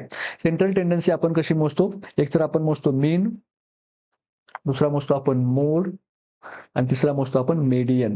हे काय आपले सेंट्रल टेंडन्सी मोजण्याचे काय टूल्स आहेत. ठीक आहे. मग आपल्याला सेंट्रल टेंडन्सी कशी मोजायची आहे, दॅट रिप्रेझेंट, काय रिप्रेझेंट करते, score most occurring in a distribution of scores. म्हणजेच काय, तुमची एक आहे संख्याची शृंखला आहे, संख्याची चेन आहे, चेन ऑफ नंबर्स आहे. फॉर एक्झाम्पल तुमची एक नंबर आहे 1 4 6 2 1 4 3 1 1 2, ही काय अशी संख्याची शृंखला आहे. आणि ह्या शृंखलांमध्ये जे मोस्ट ऑकरिंग नंबर आहे, म्हणजे काय, मोस्ट ऑकरिंग म्हणजेच काय, मोस्ट ऑकरिंग म्हणजे काय, most frequent. Most frequent number कुठला आहे ही सांगणारी जी आहे ती आपली कुठली सेंट्रल टेंडन्सीचा टूल आहे हे आपल्याला विचारलेला आहे. तर बघा, जेव्हा आपण मीन बद्दल बोलतो, ठीक आहे, जेव्हा आपण मीन बद्दल बोलतो तेव्हा आपण काय बोलतो, ऍव्हरेज बद्दल बोलतो. त्या संख्येमधले ऍव्हरेज काढतो आपण. मग ऍव्हरेज कसं काढतो आपण, सम ऑफ ऑल नंबर्स.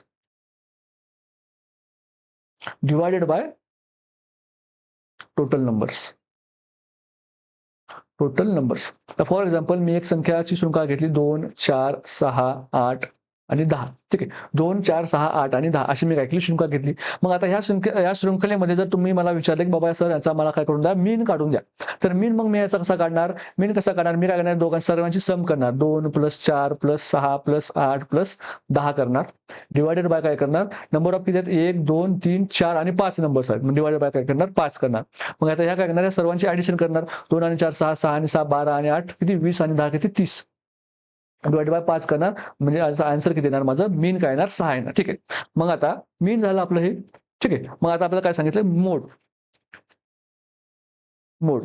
मोड म्हणजे काय? एखादी संख्या जी आहे ती काय होत आहे, किती वेळा येत आहे. ठीक आहे. मोड म्हणजे आपण काय करतो बघा, मोड म्हणजे काय करतो? नंबर ऑफ फ्रिक्वेन्सी बघतो. नंबर ऑफ फ्रिक्वेन्सी बघतो. म्हणजे ती जी संख्या फ्रिक्वेन्सी बघतो. ती जी संख्या आहे ती संख्या किती फ्रिक्वेंटली त्या संख्येच्या याच्यामध्ये आलेली आहे, त्या रांगेमध्ये आलेली आहे. तर फॉर एक्झाम्पल मी एक संख्या मला काढली 1 1 3 4 1 2 1 4 1 5 6 2 1. ठीक आहे. आता याच्यामध्ये जर मी काय बघितलं, याच्यामध्ये तुम्हाला जर मोड काढायचं सांगितलं तर मी काय करणार? याच्यामध्ये बघणार की ह्या 1 चा अंक आहे तो किती वेळा आला. मग किती वेळा आला हा? 1 2 3 4 5 आणि 6. 1 किती वेळा आलाय? 6 वेळा आलाय. त्यानंतर मी बघणार 3 किती वेळा आलाय? 3 किती वेळा आलाय? 1. ठीक आहे. 1 वेळाच आलाय फक्त 3. त्यानंतर मी बघितणार हा 4 किती वेळा आलाय? 1 2 2 वेळा आलाय. त्यानंतर बघणार मी 2 किती वेळा आलाय? 2 वेळा आलाय. ठीक आहे. त्यानंतर मी बघणार हा 5 किती वेळा आलाय? 1 वेळा आलाय. आणि हा 6 किती वेळा आलाय? 1 वेळा आलाय. ठीक आहे. त्याच्यामध्ये सर्वात जास्त वेळा आलेली संख्या कुठली आहे? तर हा आहे. ठीक आहे. सर्वात जास्त वेळा आलेली संख्या किती आहे? 1 आहे. म्हणून 1 काय झाला? याचा मोड झाला. मोड किती झाला? 1 झाला. तर म्हणजे त्या रांगेमध्ये ती जी संख्या आहे, ती जो ग्रुप ऑफ नंबर्स होते, त्या ग्रुप ऑफ नंबर्स मधली अशी कुठली संख्या आहे, ती जी काय आहे, सर्वात जास्त वेळा आलेली आहे. त्याला आपण काय म्हणतो? मोड म्हणतो. मीन कशाला म्हटलं होतं आपण? ती जी संख्या होती, मीन जर मला काढायचं असतं या संख्येचा, मी काय केलं असतं? या सर्वांची बेरीज केली असती. ठीक आहे. या सर्वांची बेरीज केली असती आणि डिवायडेड बाय ह्यांचे सगळ्यांचे नंबर 1 2 3 4 5 6 7 8 9 10 11 12 13. या डिवायडेड बाय काय केलं असतं? मी 13 केलं असतं. ठीक आहे. हे काय झालं असतं? माझा मीन झाला असता. मोड मी काय करतो? हे जे ग्रुप ऑफ नंबर्स आहेत, जे तुम्हाला स्क्रीनवर दिसतात, ह्यांच्यापैकी सर्वात जास्त वेळ आलेला नंबर कुठला आहे तो मी काढतो. याला मी काय म्हटलं? मोड म्हटलं. मग ह्या जी संख्या आहे याचा मोड किती आलेला आहे? 1 आलेला आहे. मग जेव्हा आपण काय करतो, थोडंसं मी डीपमध्ये जातोय. मोड जेव्हा आपण बघतो तर एखादी संख्यामाला असते, त्या संख्यामालेचा मोड जो असतो 1 पण असू शकतो, 2 पण असू शकतात. म्हणजे फॉर एक्झाम्पल आता मी काय करतो, एक दुसरी संख्यामाला घेतो. 2 2 4 4 6 6 8 8. ठीक आहे. आता ह्याच संख्येमध्ये जर तुम्हाला काय सांगितलं, मोड असं जर विचारलं, या संख्येचा मोड करा. तर याच्यामध्ये बघा 2 किती वेळा आलाय? 2 वेळा आलाय. 4 किती वेळा आहेत? हे पण 2 वेळा आहेत. 6 किती वेळा आहेत? हे पण 2 वेळा आहेत. आणि 8 किती वेळा आहेत? हे पण 2 वेळा आहेत. आता ह्या संख्येचा जर मोड काढायचा झाला तर आपण मोड म्हणजे काय म्हणतो? असा ग्रुप ऑफ नंबर मधला असा अंक जो काय ना सर्वात जास्त वेळा आहे. पण आता ह्या संख्येमध्ये तर हे जे आहे ते सर्वच्या सर्व 2 वेळा आलेले आहेत. मग ह्याचा मोड काय असू शकतो? तर याचा मोड 2 आहे, 4 आहे, 6 आहे आणि 8 आहे. मग याला आपण काय म्हणतो? मल्टी मोडल म्हणतो. Multi modal. ह्याचे ग्रुप ऑफ नंबर्स कसे आहेत? मल्टी मॉडल आहेत. बाय मॉडल असतात. ठीक आहे. बाय मॉडल पण असतात. युनिमॉडल, बाय मॉडल आणि मल्टी मॉडल असं आपण काय म्हणतो? मोडचे टाइप्स करतो. पण जर एखाद्या संख्येमध्ये जर मोड तुम्हाला फक्त 1 मिळत असेल, जसं की आपल्या मागच्या याच्यामध्ये निघाला होता, ह्याचा हे जो आहे तो काय निघाला, आन्सर जे आलं तर फक्त 1 आलं होतं. ठीक आहे. ह्याला आपण काय म्हणतो? युनिमॉडल म्हणतो. त्यानंतर जर एखादी संख्या मला असेल ज्यामध्ये जर तुम्हाला असे 2 आन्सर मिळत असतील, ठीक आहे, तर आपण बाय मॉडल म्हणतो. आणि ही जी संख्या मला याच्यामध्ये आपल्याला मोड किती मिळत आहेत? 4 मोड मिळतात. म्हणजे आपण काय म्हणतो? आपण याला मल्टी मोडल असं आपण म्हणतो. ठीक आहे. मीन समजलं, मोड समजलं, तर तुम्हाला मीडियन बघा. मीडियन काय म्हणतो आपण? मीडियन मध्ये आपण काय करतो? आपण फॉर एक्झाम्पल एखादी संख्या मला आहे 1 4 8 3 2 1. ठीक आहे. ह्या संख्येमधला आपण काय करतो? असेंडिंग ऑर्डरने काय करतो किंवा डिसेंडिंग ऑर्डरने काय करतो? आपण लावून घेतो पहिले. मग आता आपण याला जर असेंडिंग ऑर्डरने लावून घ्यायचं झालं तर काय येणार आपलं? हा 1 आला. त्यानंतर काय येणार? आपला हा 1 येणार. ठीक आहे. त्यानंतर काय येणार? हा 2 येणार. त्यानंतर काय येणार? हा 4 येणार. सॉरी, हा 3 येणार. त्यानंतर काय येणार? हा 4 येणार. आणि त्याच्यानंतर काय येणार? हा 8 येणार. ठीक आहे. मग ह्या सर्वांना आपण काय केलं? असं असेंडिंगने लावून घेतलं. त्याच्यानंतर मग आपण काय करतो? ह्या दोघांच्या मधली जी संख्या आहे ती आपण उचलतो. मग इथं बघा 1 2 3 आणि ह्या साईडला किती राहतात बघा? या साईडला 2 राहतात, ह्या साईडला 2 राहतात. मग आता इथं बघा, इथे काय झालं? 2 आणि 3 ह्या काय झालं? मधली संख्या झाली. पण आपण मीडियनचं जे आन्सर असतं नेहमी एकच असतं. पण अशा वेळेस मग आपण काय करतो? जर बघा ही जी आपली संख्या मला आहे 1 2 3 4 5 6 आहेत. म्हणजे याच्यामध्ये अंक कसे आहेत? इव्हन आहेत. 6 अंक काय आहे? हा इव्हन नंबर आहे. म्हणजे जेव्हा इव्हन नंबर असतात तेव्हा आपण काय करतो? हे जे 2 आहेत ह्या 2चा आपण काय करतो ऍव्हरेज घेतो. म्हणजे काय करतो आपण ह्या 2 + 3 जे आहेत डिवायडेड बाय 2 करतो आणि 3 आणि 2 किती 5 डिवायडेड बाय 2 म्हणजे किती 2.5 काय झाला आपला मीडियन झाला. त्यानंतर जर एखादी जर संख्या जर अशी असली फॉर एक्झाम्पल तर याच्या पुढे जर 9 असतं असं समजा, तर मग आपली जी मधली संख्या कुठली आली असते आपली 3 आली असते बघा. या साईडला 3 नंबर आहेत, या साईडला 3 नंबर आहेत. तर मग जर ऑड असते, ठीक आहे, जर ऑड वाली संख्या असते आपली तर आपण काय करतो हा जो मधला आहे हा डायरेक्ट घेतो. म्हणजे आपला मीडियन किती आला असता इथे, मीडियन किती आला असता आपला इथे 3 आला असतं. ठीक आहे, मीन मीडियन आणि मोड ह्या काय सेंट्रल टेंडन्सीज आहेत. मीन मध्ये काय करतो आपण सरळ सरळ जेवढे अंक आहेत त्या सर्वांची बेरीज करायची आणि डिवायडेड बाय जेवढे अंक आहेत तेवढं करायचं. मोड मध्ये आपण काय करतो जेवढा अंक जो आहे एखादा अंक त्या ग्रुप ऑफ नंबर्स मध्ये जो सर्वात जास्त वेळ आला त्याला आपण काय म्हटलं मोड म्हटलं. मग तो 1 असू शकतो, 2 असू शकतो, 3 असू शकतो, मल्टिपल असू शकतात. ठीक आहे, त्यानंतर आपण बघितलं मीडियन. मीडियन मध्ये आपण काय करतो जी संख्या मला आहे तिला काय करतो आपण असेंडिंग ऑर्डर मध्ये किंवा डिसेंडिंग ऑर्डर मध्ये आपण लावून घेतो. डिसेंडिंग किंवा असेंडिंग ऑर्डर मध्ये लावून घेतल्याच्या नंतर जी आपल्याला मधला आकडा मिळतो त्या मधल्या आकड्याला आपण काय करतो काय म्हणतो मीडियन म्हणतो. मग जर आपल्याला 2 अंक मिळत असतील मधले तर आपण काय करतो दोघांचा ऍव्हरेज काढतो, दोघांना काय करतो प्लस करतो आणि डिवाइडेड बाय 2 करतो. ठीक आहे, त्याच्यानंतर जे आपल्याला मिळते आपलं काय असतं मीडियन असतं. ठीक आहे, मीन मीडियन आणि मोड हे आपण कुठं वापरतो स्टॅटिस्टिक्स मध्ये वापरतो. खूप इम्पॉर्टंट सेंट्रल टेंडन्सीसाठी यूज केल्या जातं. तर आपल्याला विचारलेलं आहे काय विचारलेलं आहे की which represent score most occurring म्हणजे आपल्याला काय विचारलं फ्रिक्वेन्सी सर्वात जास्त कशाची आहे ते विचारलं आहे. तर काय आपलं मोड जे आन्सर येणार आहे. मीन मध्ये आपण काय करतो ऍव्हरेज काढतो. व्हेरिएबल हे सेंट्रल टेंडन्सीज नाहीये. मीडियन मध्ये आपण काय करतो आपण असेंडिंग किंवा डिसेंडिंग ऑर्डर मध्ये लावतो आणि जो सेंटरचा आहे त्याला आपण घेतो. ठीक आहे, म्हणजे हे पण आन्सर आपलं नाही आहे. मीडियन मध्ये आपण काय करतो फ्रिक्वेन्सी बघत असतो. ऑप्शन सी काय असणार आहे आपला करेक्ट आन्सर असणार आहे. नेक्स्ट क्वेश्चन बघूया.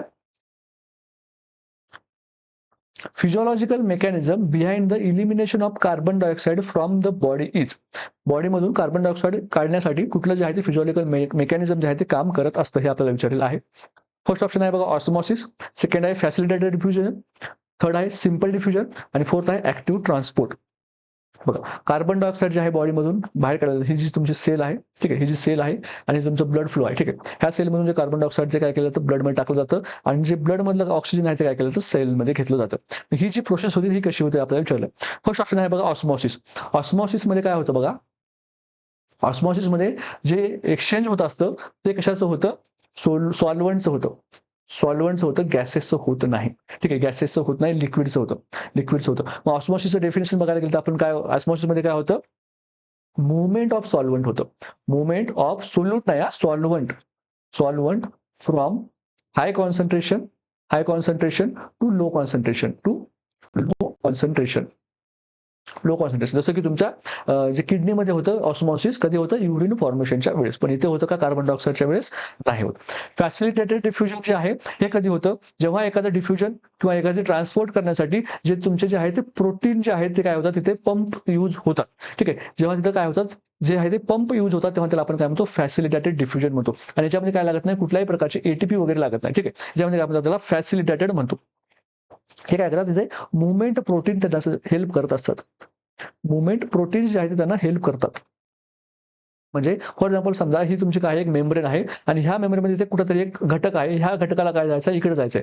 तर ह्या कंपाऊंडला जर इकडे जायचं असेल तर हा प्रोटीन काय करतो काय म्हणतो माझ्या डोक्यावर बस आणि हा डोक्यावर बसल्याच्या नंतर हा प्रोटीन काय करतो अख्खा इकडे जातो आणि ह्याला सोडतो आणि मग परत काय होतो इथे मेम्ब्रेनला जाऊन बसतो. ठीक आहे, त्यानंतर मग परत दुसऱ्याला घेऊन येतो. ह्याला आपण काय म्हणतो फॅसिलिटेटेड डिफ्युजन म्हणतो. याच्यामध्ये पण एटीपी लागत नाही, याच्यामध्ये ऑस्मॉसिस मध्ये पण एटीपी लागत नाही. सिंपल डिफ्युजन मध्ये काय होतं बघा, फॉर एक्झाम्पल ही काय तुमचं मेम्ब्रेन आहे. सिंपल डिफ्युजन मध्ये काय होतं high solute concentration to low solute concentration म्हणजे ही जी तुमची सेल होती आणि ही तुमची ब्लड सेल होती, आता ह्या सेलमध्ये कार्बन डायऑक्साइड जास्त आहे, मग हा कार्बन डायऑक्साइड इकडे गेला, ह्या इथे काय आहे ऑक्सिजन जास्त आहे म्हणून हा ऑक्सिजन काय केला इकडे गेला. मग हे काय झालं सिंपल डिफ्युजन झालं तुमचं. सिंपल डिफ्युजन झालं फक्त आणि फक्त काय इकडे ऑक्सिजनचं कॉन्सन्ट्रेशन जास्त आहे, इकडे ऑक्सिजनचं कॉन्सन्ट्रेशन जास्त आहे, इथं कमी आहे म्हणून काय झालं हा ऑक्सिजन इकडे गेला. ठीक आहे, ऑक्सिजन काय केला इकडे गेला. इथं कार्बन डायऑक्साइडचं काय कॉन्सन्ट्रेशन जास्त आहे आणि इथं कार्बन डायऑक्साइडचं कॉन्सन्ट्रेशन कमी आहे म्हणून कार्बन डायऑक्साइड काय केला इकडे आला. ठीक आहे, हे काय झालं तुमचं सिंपल डिफ्युजन झालं. त्यानंतर बघा ऍक्टिव्ह ट्रान्सपोर्ट मध्ये काय होतं तुमचा एटीपीज लागतं. ठीक आहे, एटीपी लागतात. याच्यामध्ये काय लागतात एटीपीची गरज लागते. तुम्हाला एनर्जी खर्च करावी लागते. जेव्हा तुम्हाला एखादा कंपोनंट जो आहे इकडून इकडे घेऊन जाण्यासाठी काय करावं तुम्हाला एटीपीची गरज लागते. त्याला आपण काय म्हणतो ऍक्टिव्ह ट्रान्सपोर्ट असं आपण म्हणत असतो. ठीक आहे, तर मग त्याच्यामध्ये आपल्याला क्वेश्चनमध्ये काय विचारलं बघा, mechanism behind the elimination of carbon dioxide. Carbon डायऑक्साईडचा एलिमिनेशनसाठी कुठलं यूज होतं, तर ते होतं सिंपल डिफ्युजन यूज होतं. ऑस्मॉसिस होतं का, तर नाही, ऑस्मॉसिस गॅसेससाठी होत नाही, लिक्विडसाठी होतं, जो की तुमच्या किडनीमध्ये होत असतं. फॅसिलिटी डिपॉझिटमध्ये काय असतं, एक प्रोटीन असतो जो काय करतो, त्या कंपाऊंडला घेऊन जाण्यासाठी हेल्प करत असतो. सिंपल डिफ्युजन मध्ये होतं. ऍक्टिव्ह ट्रान्सफरमध्ये तुम्हाला एटीपीची गरज लागते, म्हणून ऑप्शन सी काय असणार आहे, आपला करेक्ट आन्सर असणार आहे. नेक्स्ट क्वेश्चन बघूया. व्हायरसेस आर फर्स्ट ऑप्शन दिला आपल्याला बघा, one cell microorganism with a simple cellular organization whose nucleus lack membranes. ठीक आहे, हे काय वन सेलचं ऑर्गॅनिझम असं आपल्याला सांगितलेलं आहे. सेकंड ऑप्शन काय म्हणतो बघा, piece of nucleic acid DNA किंवा RNA wrapped in a thin coat of protein that replicate only within cells of living host. ठीक आहे, मल्टीसेल्युलर ऑर्गॅनिझम्स, मल्टीसेल्युलर म्हटलेलं आहे, that lives in or on a host that obtain a nourishment without providing any benefit to the cell and none of the above. ठीक आहे, तर बघा first option आपल्याला काय सांगितलं आहे की वन सेल मायक्रो ऑर्गॅनिझम. जेव्हा आपण व्हायरसेस बघतो तेव्हा आपण काय म्हणतो, viruses are not true cells. ते काय नाही तर ट्रू सेल्स नाहीत. का ट्रू सेल्स नाहीत, कारण त्याच्यामध्ये सेल मेम्ब्रेन नसतो, त्यामध्ये कुठल्याही प्रकारचे न्यूक्लियस नसतो, सायटोप्लाझम नसतं, त्याची स्वतःची त्याला रिप्लिकेशनची कॅपॅसिटी नसते. ठीक आहे, त्याच्यामध्ये काय असतं, फक्त आणि फक्त त्याचा काय असतो, जेनेटिक मटेरियल असतं, डीएनए असतो किंवा आरएनए असतो, आणि त्याला काय असतं एका कोटमध्ये असतं, प्रोटीन कोटमध्ये असतो. जे प्रोटीन कोट काय असतो, आता फॉर एक्झाम्पल तो एका हा होस्ट आहे त्याचा. ठीक आहे, हा होस्ट आहे, एक ह्युमन सेल आहे असं समजा. ह्या ह्युमन सेलमध्ये त्या आरएनए त्या व्हायरसला जायचं आहे. त्या व्हायरसला जेव्हा तिथे जायचं आहे तर त्याच्याकडे काय प्रोटीन कोट आहे. ठीक आहे, त्याचा जो काही प्रोटीन कोट आहे तो काय करतो, बाहेर सोडतो. ठीक आहे, त्याचा जो काही प्रोटीन कोट आहे तो काय करतो, बाहेर सोडतो, आणि त्याच्यामध्ये काय त्याचं जे डीएनए मटेरियल आहे ना, जेनेटिक मटेरियल आहे, डीएनए असो किंवा आरएनए असो, हे फक्त जेनेटिक मटेरियल काय त्याचं आत जातं, आणि हा कोट काय असतो, बाहेरच असतो. ठीक आहे, आणि हा आत काय जातो, कारण त्याला त्याचं जे मटेरियल आहे ते काय करायचं असतं, रेप्लिकेट करायचं असतं. म्हणून व्हायरसेस काय आहेत, ट्रू सेल्स नाहीत. मग आपल्याला फर्स्ट ऑप्शन मध्ये काय सांगितलं बघा, one cell microorganism with simple cellular organization whose nucleus lacks membrane. तर हे कशाचं आहे, प्रोकार्योटिक सेलचं एक्झाम्पल आहे. कशाचं एक्झाम्पल आहे, प्रोकार्योटिक ऑर्गॅनिझम, म्हणजेच काय तुमचं बॅक्टेरियाज वगैरे. ठीक आहे, बॅक्टेरियाज वगैरे जे आहे ते याच्यामध्ये तुम्ही पकडू शकता. सेकंड ऑप्शन मध्ये पीस ऑफ न्यूक्लिक ऍसिड म्हणजे डीएनए किंवा आरएनए किंवा genetic material wrapped in thin coat of protein that replicate only within the cells of living post. जे की काय सांगतो, व्हायरसला डिफाईन करते. ही आहे त्याची काय प्रोटीन कोट आहे बघा, हे काय त्याची प्रोटीन कोट आहे, हा त्याचा जेनेटिक मटेरियल आहे, आणि ही तुमची होस्ट सेल आहे. मग ह्या होस्ट सेल मध्ये काय करतो, हा प्रोटीन कोट तो बाहेरच सोडतो, आणि फक्त त्याचं जेनेटिक मटेरियल जे आहे ते काय करतं, ह्या ऑर्गॅनिझम मध्ये सोडतं. कशासाठी सोडतं, करण्यासाठी सोडतं, रेप्लिकेट करण्यासाठी सोडतं. म्हणजे आरएनए जे आहे ते विदाऊट त्यांचे होस्ट रेप्लिकेट होऊ शकतात का, रेप्लिकेट होऊ शकत नाही. त्यांना रेप्लिकेट होण्यासाठी होस्टची गरज लागते. ठीक आहे, म्हणून ऑप्शन बी काय असणार आहे, करेक्ट आन्सर आहे. थर्ड ऑप्शन काय म्हणतो का, मल्टीसेल्युलर ऑर्गॅनिझम. आपण आताच बघितलेलं आहे की व्हायरसेस काय नाही, ट्रू सेलच नाहीत, तर इथं काय म्हणते, मल्टीसेल्युलर ऑर्गॅनिझम्स म्हणते त्यांना. मग हे असणार आहे का, तर नाही. That live in or on host to obtain nourishment without providing any benefit to the host. त्याला आपण काय म्हणतो, पॅरासाइट्स म्हणतो. पॅरासाइट्स म्हणतो. पॅरासाइट्स कशाला म्हणतो आपण, जेव्हा एखादा ऑर्गॅनिझम जो आहे तो दुसऱ्या ऑर्गॅनिझमवर हा एक मोठा ऑर्गॅनिझम आहे, ह्या ऑर्गॅनिझमवर हा ऑर्गॅनिझम काय होतो, अटॅच होतो, आणि ह्या ऑर्गॅनिझम पासून काय करतो, तो न्यूट्रिशन घेतो. पण जो होस्ट ऑर्गॅनिझम आहे, हा काय आहे, होस्ट ऑर्गॅनिझम आहे, होस्ट ऑर्गॅनिझमला काय करत नाहीये, तो कुठल्याही प्रकारचं बेनिफिट जेव्हा पोहोचत नाही, त्याला आपण काय म्हणतो, पॅरासाइट्स असं आपण म्हणत असतो. ठीक आहे, म्हणून ऑप्शन ए काय आहे, बॅक्टेरिया आहे, ऑप्शन बी व्हायरस आहे, आणि ऑप्शन सी काय आहे, पॅरासाइट आहे. तर आपल्याला कुठलं विचारलं होतं, व्हायरसेस कुठला आहे असं विचारलं होतं, म्हणून ऑप्शन बी काय असणार आहे, तर आपला करेक्ट आन्सर असणार आहे. नेक्स्ट क्वेश्चन बघूया. The cause of physiological anaemia in pregnancy. Anaemia मधला आपल्याला काय विचारलं, फिजिओलॉजिकल काय विचारलंय, कॉज विचारलेला आहे. तर बघा, ड्युरिंग प्रेग्नन्सी काय होतं, तुमचा जो प्लाझ्मा व्हॉल्यूम आहे, ठीक आहे, प्लाझ्मा व्हॉल्यूम जो आहे तो काय होतो, वाढतो. आणि प्लाझ्मा व्हॉल्यूम वाढल्यामुळे काय होतं, तुमचं जे आहे ते हिमॅटोक्रिट काय होतो, कमी होतो.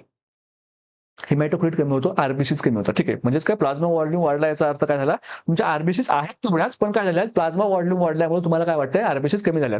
म्हणजे काय झालं, हिमो डायल्युशन झालेलं आहे. आरबीसी तुमच्या ऍक्च्युअली जेवढ्या आहेत तेवढ्याच आहेत इन नंबर्स, पण त्याचं कॉन्सन्ट्रेशन कमी झालेलं आहे. का, कारण तुमचं सॉल्व्हंटचं कॉन्ट्रेशन वाढलं आहे, ज्यामध्ये काय झालं, प्लाझ्माचं जास्त वाढलेलं आहे. प्लाझ्मा जास्त वाढल्यामुळे आपल्याला काय वाटतं की आरबीसी कमी झाले, त्यालाच आपण काय म्हणतो, हिमो डायल्युशन असं आपण म्हणतो. हिमो डायल्युशन म्हणतो. याच्यामध्ये ऍक्च्युअली तुमच्या आरबीसी जेवढ्या पाहिजे होत्या तेवढ्याच आहेत, पण काय झालं, तुमचा प्लाझ्माचा काउंट वाढल्यामुळे आपल्याला काय वाटतं की त्याच्यामध्ये हिमोडायल्युशन झालेलं आहे असं आपल्याला वाटत असतं. ठीक आहे, हे काय होतं, फिजिओलॉजिकली होत असतं. ठीक आहे, म्हणजे आपल्याला फर्स्ट ऑप्शन काय दिलं बघा, हिमोडायल्युशन होतं का, तर हो, फिजिओलॉजिकली होतं. हिमोलायसिसमुळे जर एखाद्या मदरला अॅनिमिया असेल तर ते काय नाहीये, फिजिओलॉजिकल अॅनिमिया नाहीये. तो काय नाहीये, फिजिओलॉजिकल अॅनिमिया आहे का तो तो अॅनिमिया फिजिओलॉजिकल आहे का, ते नॉर्मल बॉडीची फिजिओलॉजी काय आहे का, हिमोलायसिस करणं, ब्लडचे जे सेल्स आहेत त्यांना तोडणं. हिमोलायसिस म्हणजे काय, आरबीसी ब्रेकडाऊन होणं. हे नॉर्मल प्रोसेस आहे का, ही नॉर्मल प्रोसेस नाही. नॉर्मल फिजिओलॉजिकल प्रोसेस आहे का, ही नॉर्मल फिजिओलॉजिकल प्रोसेस नाही. मग ह्या अॅनिमियाला आपण काय म्हणणार, याला म्हणणार आपण पॅथॉलॉजिकल अॅनिमिया. म्हणजे जो काही आहे तो अॅनिमिया कशामुळे झाला आहे, कुठली तरी त्या बाईला डिसीज कंडिशन आहे, पॅथॉलॉजिकल कंडिशन आहे त्या मदरला, त्या पॅथॉलॉजिकल कंडिशनमुळे तिला अॅनिमिया होत आहे आणि तो कॉज फाइंड आउट करायला पाहिजे आणि तो कॉज ट्रीट करायला पाहिजे. का, कारण मदरमध्ये प्रेग्नन्सी आहे आणि जर हिमोलायसिस कंटिन्यू झालं तर तिला सिव्हिअर अॅनिमिया होऊ शकतो. म्हणून हे फिजिओलॉजिकल अॅनिमिया आहे का, तर नाही, हा पॅथॉलॉजिकल अॅनिमिया आहे. म्हणून आपल्याला काय विचारलं आहे, फिजिओलॉजिकल अॅनिमिया विचारलं आहे. म्हणून हे आन्सर असणार आहे का आपलं, तर नसणार आहे. हिमॅटोपोएसिस म्हणजे काय, फॉर्मेशन ऑफ आरबीसी इरिथ्रोपोएसिस वगैरे, ठीक आहे. हिमॅटोपोएसिस म्हणजे काय, ब्लडचे प्रोडक्ट्स जे आहेत फॉर्मेशन म्हणून, मग आरबीसी म्हणजे तुमचं काय, इरिथ्रोपोएसिस वगैरे, त्याच्यामुळे तुमचं अॅनिमिया होतो का, तर नाही, तुमचा अॅनिमिया त्यामुळे रिझॉल्व्ह होतो. जेवढं हिमॅटोपोएसिस होईल तेवढं काय तुमच्यासाठी चांगलं आहे प्रेग्नन्सीमध्ये. म्हणून हे ऑप्शन असणार आहे का आपलं, हे अॅनिमियासाठी तर नसणार आहे. ऑप्शन काय असणार आहे, ऑप्शन ए जे आहे ते हिमोडायल्युशन हे आपलं करेक्ट आन्सर असणार आहे. हिमोडायल्युशन का होतं, कारण तुमचा प्रेग्नन्सीमध्ये नॉर्मल फिजिओलॉजिकल रिस्पॉन्स म्हणून, नॉर्मल अडॅप्टेशन म्हणून काय होत आहे, प्लाझ्मा व्हॉल्यूम वाढत आहे. प्लाझ्मा व्हॉल्यूम वाढल्यामुळे तुमचं हिमॅटोक्रिट कमी होत आहे. आरबीसी तेवढाच आहेत पण तुम्हाला हिमोडायल्युशन झाल्यामुळे आरबीसी कमी झालेला आहे असं वाटतं आहे. त्यामुळे हा जो अॅनिमिया याला आपण काय म्हणतो, फिजिओलॉजिकल अॅनिमिया असं आपण म्हणत असतो. ठीक आहे, नेक्स्ट क्वेश्चन बघूया. तर बघा, सेकंडरी अॅमेनोरिया कशाला म्हणतात आपल्याला विचारलं आहे. फर्स्ट ऑप्शन दिला आपल्याला, suggestion of regular menses for 3 months. Regular menses होते आणि किती, 3 महिन्यासाठी सजेशन झालेलं आहे त्यांचं. Suggestion of irregular menses for किती, 6 मंथ. आणि ऑप्शन सी दिला आपल्याला बोथ ए अँड बी, आणि ऑप्शन डी दिला आपल्याला absence of menses for more than 1 year. तर बघा, एमेनोरिया जेव्हा आपण बघतो तेव्हा आपण काय बघतो, 2 टाइप्स असतात त्याचे. कुठले दोन टाइप्स कुठले, प्रायमरी एमेनोरिया आणि सेकंडरी एमेनोरिया. ठीक आहे, प्रायमरी मध्ये म्हणजे काय, की ती जी फिमेल होती तिला याच्या अगोदर कधीच मेन्सेस नव्हते. ठीक आहे, तिला याच्या अगोदर कधीच म्हणजेच काय, गर्ल नेव्हर गॉट मेन्स्ट्रुएशन. तिला याच्या अगोदर कधीच मेन्स्ट्रुएशन जर झालं नाही तर आपण काय म्हणतो, प्रायमरी एमेनोरिया म्हणतो. मग याचं मोस्ट कॉमन कॉज जर तुम्हाला विचारलं, याचं जर तुम्हाला मोस्ट कॉमन कॉज जर विचारलं तर ते काय आहे, डिलेड प्युबर्टी. डिलेड प्युबर्टी कशामुळे होऊ शकतं, हे डिलेड प्युबर्टी होऊ शकतं. मग याचा जर आपण क्रायटेरिया जर बघायचा झाला तर आपण कुणाला आहे ते म्हणू शकतो, की बाबा त्या फिमेलला, त्या ज्या गर्ल आहे त्या गर्लला अमेनोरिया हे आपण कधी पण म्हणू शकतो. ठीक आहे, एखादी गर्ल आहे 8 इयर्सची आहे आणि तिला काय नाही, पिरियड्स आलेले नाहीत, मग तिला आपण म्हणू शकतो बाबा तिला एमेनोरिया आहे, आपण म्हणू शकत नाही. का, कारण तिची नॉर्मल बॉडीची फिजिओलॉजी अजून काय झाली नाही, डेव्हलप झाली नाही, की तिला काय होणार आहे, मेनार्च होणार आहे. तिचा मेनार्च अजून स्टार्ट होण्याची काय झाली नाही, त्याची एजच नाहीये. तर मग आपण कधी म्हणतो, जर एखादी फिमेल 13 इयर्सची असेल आणि तिला काय आहे, सेकंडरी सेक्शुअल कॅरेक्टर काय झाले आहेत, डेव्हलप झालेले आहेत. सेक्शुअल कॅरेक्टर काय झाले, डेव्हलप झालेले असेल तर तिला आपण काय म्हणू शकतो, त्या गर्लला प्रायमरी एमेनोरिया असं म्हणू शकतो. किंवा तिला काय झाले, 15 इयर्स तिचे एज कंप्लीट झालेले आहे आणि regardless of secondary sexual characters. मग जर त्या फिमेलचे, त्या मुलीचे जर 15 वर्ष जर वयाचे पूर्ण झाले असतील, मग तिचे सेकंडरी सेक्शुअल कॅरेक्टर कंप्लीट होऊ दे किंवा नाही होऊ दे, जर तिला मेन्सेस झाले नसेल, जर मेनार्स झालेला नसेल, तर आपण तिला काय म्हणायला पाहिजे, एमेनोरिया असं म्हणायला पाहिजे. ठीक आहे, एमेनोरिया आपण कधी म्हणायला पाहिजे, प्रायमरी एमेनोरिया आपण कधी म्हणायला पाहिजे, जर फिमेल 13 वर्षाची असेल आणि त्याच्यामध्ये सेकंडरी सेक्शुअल कॅरेक्टर डेव्हलप झाले असतील पण तिला अजून मेनार्स झालेला नसेल, तर तिला आपण काय म्हणायला पाहिजे, प्रायमरी एमेनोरिया म्हणायला पाहिजे. जर फिमेल 15 वर्षाची असेल, मग तिचे सेकंडरी सेक्शुअल कॅरेक्टर होऊ देत किंवा नाही होऊ देत, तरी पण आपण तिला काय म्हणायला पाहिजे, प्रायमरी एमेनोरिया म्हणायला पाहिजे. तर सेकंडरी एमेनोरिया आपण कधी म्हणायला पाहिजे बघा, जी गर्ल आहे तिला प्रिव्हियसली मेन्सेस होते, म्हणजे तिचा काय झालेला आहे, मेनार्स झालेला होता, बट नाव एमेनोरिया, पण तिला काय आहे, आता काय आहे, एमेनोरिया आहे, तर तिला आपण काय म्हणायचं, सेकंडरी एमेनोरिया म्हणायचं. मग सेकंडरी एमेनोरियाचा मोस्ट कॉमन कॉज काय असतं असं तुम्हाला विचारलं तर काय आहे, प्रेग्नन्सीमध्ये मोस्ट कॉमन कॉज काय आहे, तर सेकंडरी एमेनोरियाचा काय आहे, प्रेग्नन्सी ही मोस्ट कॉमन कॉज आहे. ठीक आहे, जर एखाद्या फिमेलला सेकंडरी एमेनोरिया हे आपण असं कधी म्हणूया, जर तिचे जर पिरियड असतील जे अगोदर येत होते ते जर रेग्युलर असतील, ठीक आहे, जर ते रेग्युलर असतील, ठीक आहे, आणि 3 महिने किंवा त्यापेक्षा जास्त जर ते अब्सेंट असतील, अब्सेंट फॉर ॲबसेंट फॉर 3 किंवा त्यापेक्षा जास्त 3 किंवा 3 पेक्षा जास्त महिन्यापेक्षा जर ॲबसेंट असतील रेग्युलर मेन्सेस, तर आपण काय म्हणायचं, त्याला सेकंडरी एम्युनिया म्हणायचं. आणि जर तिला इरेग्युलर मेन्सेस असतील, आणि जर ते 6 किंवा 6 पेक्षा जास्त मंथसाठी असतील, ॲबसेंट फॉर 6 और 6 मोर दॅन 6 मंथ्स असतील, तर त्याला आपण काय म्हणायचं, सेकंडरी एम्युनोरिया म्हणायचं. ठीक आहे. प्रायमरी समजलं. जर ती मुलगी 13 वर्षाची असेल आणि सेकंडरी कॅरेक्टर डेव्हलप झाले असतील, तर तिला प्रायमरी म्हणायचं. जर ती मुलगी 15 वर्षाची असेल, मग तिचे सेकंडरी सेक्शुअल कॅरेक्टर डेव्हलप होऊ दे किंवा नाही होऊ दे, जर तिला मेला स्टार्ट झालं असेल, तर तिला प्रायमरी एम्युनोरिया म्हणायचं. सेकंडरी एम्युनोरिया कधी म्हणायचा, जर एखादी मुलगी आहे, तिला प्रिव्हियसली व्यवस्थित मेन्सेस येत होते आणि आता येत नाही आहेत. ठीक आहे. प्रिव्हियसली येत होते, मग ते रेग्युलर येत होते का? रेग्युलर जर येत असतील, आता जर 3 महिन्यांपेक्षा जास्त ॲबसेंट असतील, त्याला आपण काय म्हणायचं, सेकंडरी एम्युनोरिया म्हणायचं. आणि जर प्रिव्हियसली जे येणारे मेन्सेस होते, ते जर इरेग्युलरली येत असतील आणि ते जर आता 6 महिन्यांपेक्षा जास्त काय झाले तुमचे ॲबसेंट असतील, त्याला आपण काय म्हणायचं, सेकंडरी एम्युनोरिया असं आपण म्हणायचं आहे. तर बघा क्वेश्चन काय म्हणतो आपल्याला, secondary amenorrhoea is situation of regular menses for 3 months, correct आहे. Situation of irregular menses for 6 month, हे पण करेक्ट आहे. म्हणून ऑप्शन सी काय असणार आहे, आपला करेक्ट आन्सर असणार आहे. ठीक आहे. नेक्स्ट क्वेश्चन बघूया. Following normal delivery, nurses assessing birth canal of primi gravida. Nurse काय करतात, बर्थ कॅनल असेस करतात, कुणाची, प्रायमी ग्रॅव्हिडाची. And found that injuries up to the anal sphincter, त्याच्या इंजुरीज कुठपर्यंत गेल्या बघितलं त्यांनी, ॲनल स्फिंक्टर पर्यंत इंजुरी गेली, हे त्यांनी काय केलं, बघितलेलं आहे. She record this finding as first degree perineal tear, second degree perineal tear, third degree perineal tear आणि फोर्थ डिग्री पेरिनियल टियर. याचा आन्सर काय करायचं तुम्हाला कमेंटमध्ये सांगायचं आहे. कमेंटमध्ये सांगायचं तुमच्यासाठी काय असणार आहे, होमवर्क असणार आहे. ठीक आहे. तर इथेच आपण थांबूया. आपला जो सीएचओचा जो टार्गेट सीएचओची सिरीज आहे, आजच्या एपिसोडमध्ये इथेच थांबूया आपण. पुन्हा आपण भेटूया पुढच्या एपिसोडमध्ये. तोपर्यंत धन्यवाद.